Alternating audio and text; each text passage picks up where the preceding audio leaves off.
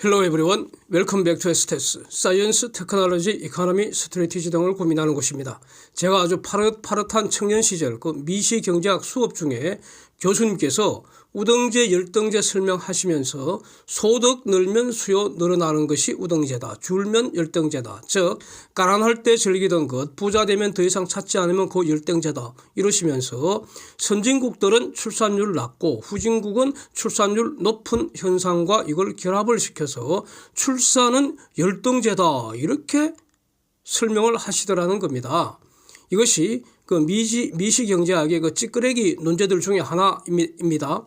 즉 가령 범죄경제학, 범죄의 베네핏 코스트 분석하는 거, 범죄 수익이 범죄 불식보다 많으면 기꺼이 범죄를 한다는 것이기 때문에 그래서 범죄 수익 철저하게 완전하게 몰수해야 한다. 이런 경제학적 논거가 되는 것이고요.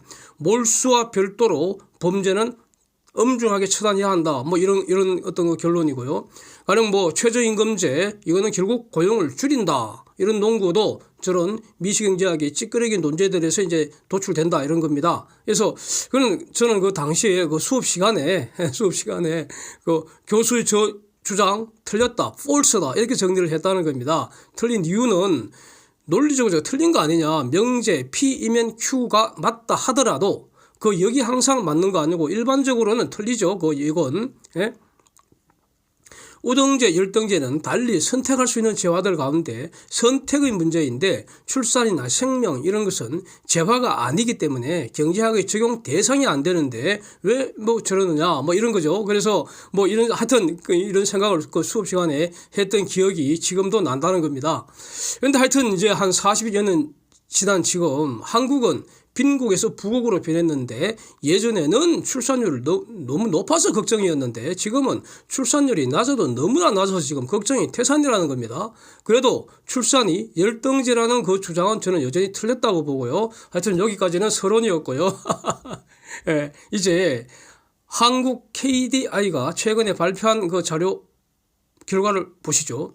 한국은 특별한 사정 변화가 없다면 잠재 성장률이 올해부터 1.9%, 10년 후에는 1.3%까지 또 그로부터 10년 더 지나면 0.5%까지 주구장창 쪼그라든다는 겁니다. 이거는 맞을 것 같다는 겁니다. 그래서 지금 아찔하다는 겁니다. 그 이유는 그 자본 부족 때문이 아니라 노동 부족 때문이라는 겁니다. 잠재 성장률을 다시 끌어올리려면은 자본과 기술 혁신만으로는 한계가 있다. 즉 안 된다는 것이고요. 인구를 늘려야 한다는 것인데 인구 늘리는 방법이 뭡니까? 한국인이 출산을 안 하면은 해외에서 사람을 수입하는 수밖에 없는데 그렇게 하면은 대한민국 정체성은 훼손되는 거 아닌가? 뭐 이런 겁니다. 예. 그래서 지금 걱정이 태산 같다는 겁니다.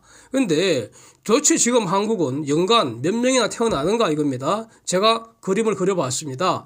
2005년부터 15년 그 기간만 해도 연간 한 40만 명에서 50만 명 이렇게 애들이 태어났는데 그러면서 오르락 내리락 했습니다. 보시는 것처럼. 그래서 그때만 해도 야 이거 출산율 낮은 거 이거 해결할 수도 있겠구나 노력하면은 이런 희망이라도 있었는데 그 이후에 보시는 것처럼 주르륵 하임없이 흘러내려서 22년은 겨우 한 25만 4천 명 넘길 것 같다는 겁니다. 내년에는 더 줄어들 것 같다는 거 아닙니까? 그래서 15년도 안 되는 그 기간에 출산 아이 수가 지금 반토막 났다는 겁니다. 반토막. 와. 예. 그래서 합계 출산율이라는 게 가임 여성 한 명이 일생에 출산하는 그 애들 숫자인데 20년에는 0.84명, 21년에는 0.81명, 22년 0.79명으로 줄어서 그러니까 23년에는 그냥 내버려두면 더 줄지 않겠습니까? 이 말은 인구가 그 현상 유지하는 최저 합계 출산율이 2.1이라고 하니까 지금 거의 막 광속으로 대한민국 지금 소멸되고 있다. 이런 말하고 지금 비슷한 말은 아닙니까? 또 KDI가 위에서 예측한 것 그것보다도 더 빠른 속도로 한국의 잠재 성장률은 수직 낙하하고 있다. 뭐 이런 뜻입니다. 그래서 이제 다음 기사 한번 보겠습니다. 지방 거점 도시들이 출산율 감소로 도시가 통째 소멸할 그런 위기감을 진짜 뼈저리게 느끼고 있는 것 같습니다. 창원시가 결혼하는 부부에게 결혼 드림론 1억 원 일단 빌려주고 3년 내 출산하면 이자 면제, 10년 내 2명 출산하면 대출금 30% 탕감, 3자녀 출산하면 남은 대출금 몽땅 면제한다는 겁니다. 그래서 이거 이제 헝가리가 먼저 사용한 출산 장려 정책이라고 합니다. 그래서 제가 이 창원시 모델을 더 확장을 해서 커플당 한 5억 원 지불해도 국가에게 이익이라는 점을 경제적으로 논증을 해봤다는 겁니다. 네, 그렇게 했습니다. 그래서 이제 뒤에서 한번 보겠다는 겁니다. 그래서 이 영상을 올릴까 말까, 왜냐하면 문제점도 적지 않은 것 같아서 그래서 올릴까 말까 이러고 있었는데 다음 기사 한번 보시죠. 나경원이 지금 저출산 고령위원회 위원장인가요? 부위원장인가 뭐 그렇지 않습니까? 그래서 나경원이 주장하는 것이 바로 창원시에서 현재 시행 중인 것과 비슷한 것으로, 결국 같은 것으로 보인다는 겁니다. 네. 여기서 이제 제가 미리 말씀을 드리고 진행을 해야겠는데, 저는 이 영상에는 어떠한 정치적 배경도 전혀 없습니다. 예, 저는 정당에 가입한 적이 없고요. 앞으로도 가입할 의사가 전혀 없습니다. 그래도 국힘을 지지합니다, 저는. 예, 그리고 나경원 의원 정치적으로 좋아하고 존경하고요. 또 지지합니다. 그러나 국힘 대표로서 저는 김기현 의원을 지지한다는 점을 먼저 밝히겠습니다. 예. 근데 이건 뭐 밝힐 이유도 없고요. 또 굳이 밝히고 싶지도 않은데 쓸데없는 그 오해의 소지를 미리 제거하기 위해서 할 수 없이 밝혔다는 거. 근데 저는 뭐 국힘 당원도 아니니까 뭐 한 표 행사할 일도 없을 것 같습니다. 예. 그래서 저출산 대책이 너무나 중요하기 때문에 나경원 주장 그 자체 엔드, 예? 동시에 저희 독자적인 견해를 한번 검토를 해보자는 겁니다. 그런데 말이죠. 창원시가 현재 시행 중인 저 제도에는 아무런 언급도 없더니, 아니 나경원이 말을 하니까 이게 지금 정치 이슈가 되는 것 같습니다. 국힘 대표 경선과 이렇게 관련이 되어버리는 것 같습니다. 그래서 너무나 황당하고 어처구니 없고 또 재미있기도 하고 그런 것 같습니다. 기사 보시는 것처럼 아니 홍준표가 나경원을 인정사정 없이 그냥 막 직격을 하고 막 쌩 난리나요. 너무 험악하네요 저거. 저 개인적으로는 저 홍준표 저 양반 별로 저는 매우 별로 좋아 안 합니다. 예, 싫어합니다. 예, 개인적으로. 예. 특히 그 원희룡하고 경선 토론 중에 수소를 H2O라고 우기던 그 무식함. 그때 얼마나 무식했던지. 예? 그래서 저 똑똑한 나경원이를 지금 훨씬 더 좋아합니다. 그래서 이 영상을 올릴까 말까 고민도 많이 했다는 겁니다. 근데 여기서 도대체 왜 나경원이는 대통령실과 조율도 안 하고 그 개인 의견을 불쑥 발표를 하고 그랬는지 참 의아하네요. 예. 대통령 직속 기관의 기관장 아닙니까? 그래서 나경원이 저런 말을 하니까 윤석열 대통령도 나경원과 같은 생각인가 이렇게 의아했다는 겁니다. 그리고 또 한마디만 더 하면은, 그런데 왜 나경원이는 사기 조작 마귀 방송에 그 슬리퍼 질질 끌고 돌아다니면서 팔뚝이 휘저으면서 싸움질 하던 그 쓰레기하고 인터뷰를 한다고 지금 난리 지랄합니까 지금 도대체? 그래서 이건 진짜 화가 나네요 이거는. 예. 참나. 응? 예? 깡통 준표가 털보 돼지 마귀하고 희덕 그리는 거 그 꼬라지 보고 엄청 화가 났는데 그 정도로 지금 화가 나는 것 같습니다. 예. 이제 하여튼 일체의 어떤 정치적 배경 없이 오직 경제 논리로만 현재 상황에서 한 명의 출생아가 한국 경제에서 어떤 가치가 있는지 이거 한번 따져보겠습니다. 세 가지 독자적인 산수 결과를 제시를 하려고 합니다. 1번, 한국인 한 명의 한계가치입니다. 평균, 이거 표 보시면 평균 그 연봉 월 530만 원이니까 12달이면 대략 한 6천만 원, 0.6억 원 퉁치고요. 근로소득세 43만 원 해서 12달이면 연간 500만 원 퉁치고요. 자동차세도 연간 100만 원 퉁치고요. 뭐 취득세, 등록세, 보유세 이런 집이 있어야 되니까 집과 관련된 모든 세금, 집세에서 퉁쳐서 연간 한 100만 원 치고요. 예, 산수하기 좋게. 그래서 최소한의 세금만 적어도 연간 700만 원입니다. 이거 현재 가치가 얼마이며 이거 경제적 의미가 뭘까 이겁니다. 무한연금의 현재 가치로 아날로지를 하면은 한국인 한 명이 더 늘어날 때마다 국가 등이 강제 징수해 갈 수 있는 세금, 그 현재 가치가 바로 대략 한 2억 원 된다는 겁니다. 그런 뜻입니다. 저게 2억 원. 그래서 자녀 드림론 5억 원 빌려준 후에 세 자녀 출산 시 전부 탕감을 해줘도 국가 등에게는 최소한 1억 이상 이익이라는 겁니다. 이익. 그러니까 해야죠. 이런 겁니다.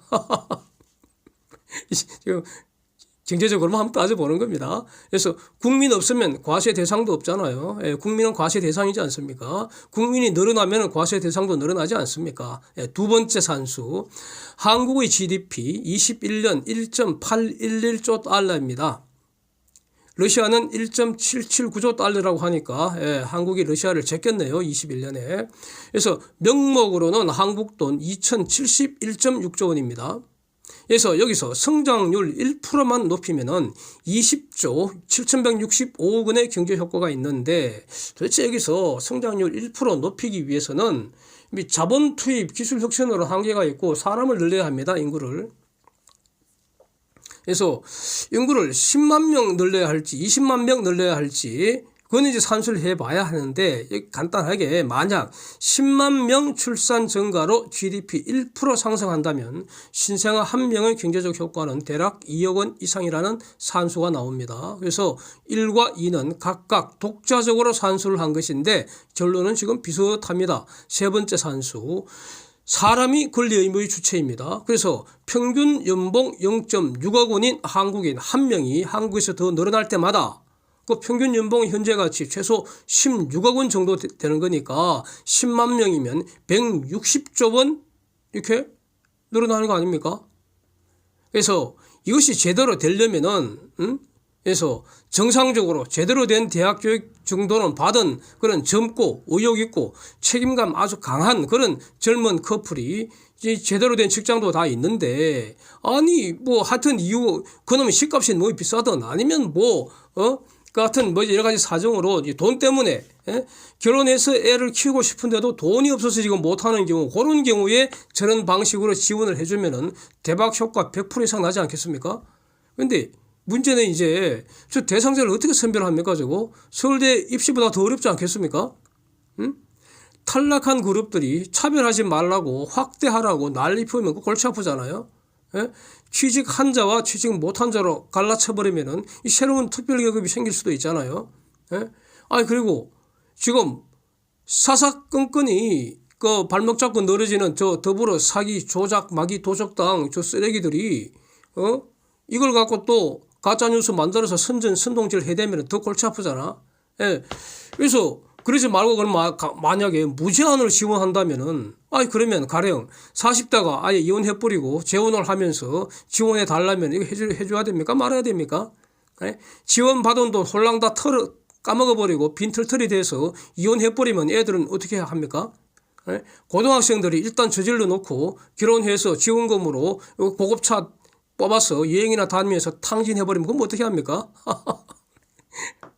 그래서 이 돈이 다는 아니지 않습니까? 또 한편 보면 부부든 싱글이든 자신이 평생 일궈놓은 거 그게 재산이든 지식이든 간에 결국 물려줄 자는 자기 자식일 텐데 없다면 네 죽고 먼지로 돌아가면 다 끝인데 네가 남긴 재산은 누가 그 꿀 빨지 도대체 알 수가 없잖아요.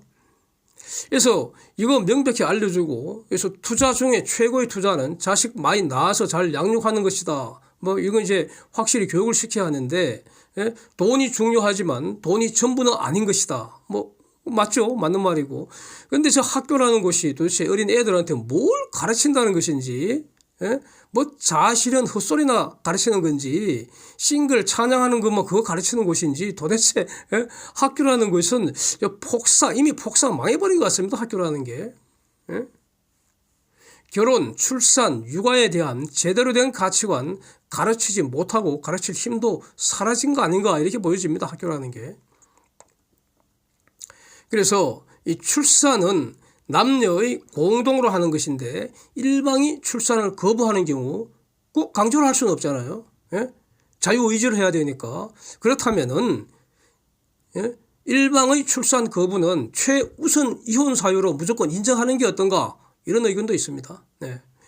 혼인의 자유가 있다면 이혼의 자유도 보장이 돼야 되는 거 아닙니까? 이혼하는데 왜 판사가 허가하게 하느냐고요. 예. 말이 안 되잖아.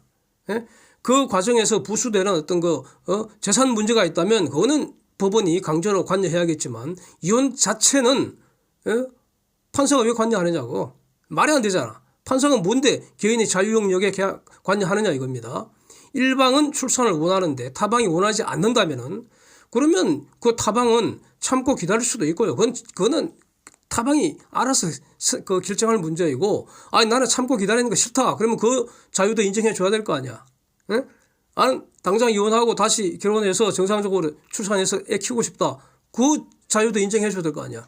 그래서 그럴 경우에는 출산 원하지 않는 그것만으로 그냥 일방적인 타방이 일방적인 이혼 선언만으로 이혼이 가능하도록 해버리자는 겁니다. 호적 정리는 그 이후에 확인에 불과하다는 겁니다. 예? 그래서 이렇게 이혼의 자유도 실질적으로 보장하는 것이 출산 대책이 될 수도 있겠다 싶습니다. 애 낳기 싫은 자유를 누려라 이겁니다. 대신에 이혼의 자유도 인정하라는 겁니다. 예? 그 다음에 이 출산 장려금을 법률혼 부부에게만 인정할 것인가, 혼외자에게도 인정할 것인가, 이것도 사실은 이것도 문제됩니다. 이거 차별하는 것이 현재 상황에서 합리적 이유가 있는지 이것도 매우 의문이라는 겁니다. 육아의 부담을 실질적으로 경감하고 육아로 인한 경력 단절을 구제할 수 있는, 이게 이제 소극적인 제도는 지금 많이 마련이 된 것 같은데, 여기서 더 나아가서 아예 적극적으로 출산, 육아, 그 다음에 출산, 휴직, 육아휴직 이후에 복귀할 때 우대하는 방안, 이거 검토할 수 있지 않겠는가? 예? 그래서 둘 낳으면 더 우대하고요. 셋 낳으면 특필 우대하는 이런 어떤 방안. 그래야지 경력 단절을 더 좋게 여길 거 아닙니까? 예? 그래서 실질적으로 출산과 육아가 축복이 될 수 있도록 이런 적극적인 제도도 만들어야 되지 않을까 싶습니다. 그래서 하여튼 지금 현재 윤석열 정부가 출산 장려책으로 가령 부부급여라는 거죠. 아마 이름이 부부급여인 것 같은데 월 70만 원 지급하고, 그래서 가령 2명 출산하면 140만 원 올려버리고 3명이면 210만 원 올려도 그래도 이익이라는 겁니다. 하여튼 경제적으로는. 예? 그런 의견입니다. Thanks for watching. See you next.